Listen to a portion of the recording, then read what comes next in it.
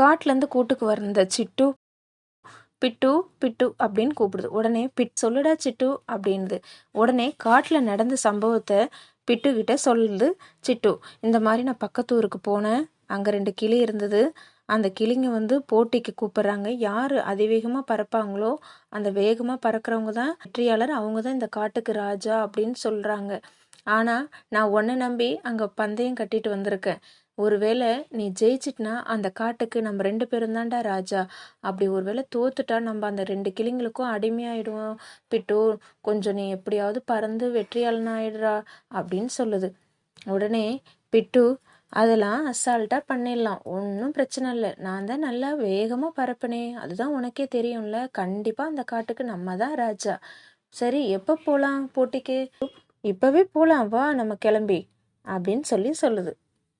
Pink டிங்கு கிட்ட கேட்குது, போட்டிக்கு தயாரா நீ அப்படின்னுது. அதுக்கு டிங்கு சொல்லுது, நான் தயாராக தான் இருக்கேன். அந்த 2 குருவியும் வந்ததுக்கப்புறம் நம்ம போட்டியில் நம்ம தான் ஜெயிக்க போகிறோம் அப்படின்னு சொல்லிட்டு ரொம்ப நம்பிக்கையாக டிங்கு சொல்லவும் அதை கேட்டதும் பிங்குவுக்கு ஒரே ஹாப்பி. இப்போ பார்த்தீங்கன்னாக்கா 2 பேருமே போட்டிக்கு தயாராகிட்டாங்க. பிங்குவும் சிட்டுவும் 1 2 3 சொல்லி போட்டியை ஆரம்பித்து வச்சுது. அப்போதான் டிங்குவுக்கு காலில் ஏதோ குத்தியது போல இருந்தது. என்னன்னு பார்த்தப்போ முள்ளு. ஆனா அது பெருசாவே எடுத்துக்கல, பறக்க ஆரம்பிச்சது. டிங்குவும் பிட்டுவும் மேலே வேகமாக பறந்துட்டு இருந்தது. ஆனால் அப்போ கீழே அந்த காட்டில் இருந்த மற்ற விலங்குகள் அதுங்களுக்குள்ள பேசிக்குது, எப்படியும் நம்ம பிட்டு தான் என்றைக்குமே ஜெயிப்பான், ஏன்னா ரொம்ப வேகமாக பறக்கக்கூடிய ஆளாச்சே அப்படின்னு சொல்லி பேசிக்குது. அதுக்கு அந்த பூனை சொல்லுது, ஆமாம் ஆமாம், எப்படியும் திரும்பவும் நமக்கு ராஜாவா அவனே தான் வரப்போகிறான், ஏன்னா பிட்டுவை பற்றி தான் நமக்கு தெரியுமே, அவன் நல்லா வேகமாக பறப்பானே அப்படின்னு சொல்லிட்டு ரெண்டும் பேசிட்டு ரொம்ப உற்சாகமாக இருக்குதுங்க. பிங்கும் சிட்டுவும் கீழே இருந்து பார்த்துட்டு இருக்கு.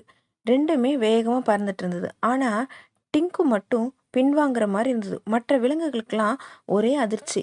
என்ன இது, எப்பயுமே டிங்கு நல்லா பறக்கிற ஆளாச்சே, என்னாச்சு இன்னைக்கு டிங்குவுக்கு ரொம்ப பின்வாங்குற மாதிரி இருக்கு, பிட்டு ரொம்ப வேகமாக பறக்கிற மாதிரி இருக்கே அப்படின்னு சொல்லிட்டு ரொம்ப அதிர்ச்சியில் இருந்தது.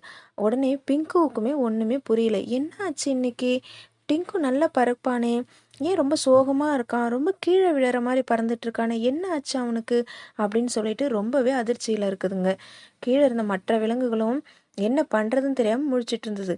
ஆனால் சிட்டு மட்டும் ரொம்ப உற்சாகமாக இருந்தது, எப்படியும் நம்ம பிட்டு தான் ஜெயிப்பான் அப்படின்னு சொல்லிட்டு. அப்போது டிங்குவோட காலில் குத்துன அந்த முள்ளால் டிங்குவுக்கு வலி தாங்க முடியல.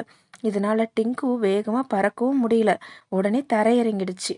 இப்போ டிங்கு தரையிறங்கிடுச்சு பறக்க முடியாமல். ஆனால் பிட்டு தான் இதில் வெற்றியாளனாக ஆயிடுது. இதனால் சிட்டுவுக்கும் பிட்டுவுக்கும் ஒரே சந்தோஷம், நம்ம தான் இந்த காட்டுக்கு இனிமேல் ராஜா, நம்ம தான் ஜெயிச்சிட்டோம் அப்படின்னு சொல்லிட்டு ரொம்பவே சந்தோஷமாக இருக்கு. ஆனால் டிங்குவும் பிங்குவும் ஒன்றுமே என்ன பண்ணுறதுன்னு புரியல. மற்ற விலங்குகள் எல்லாமே ரொம்ப சோகத்தில் இருக்குது.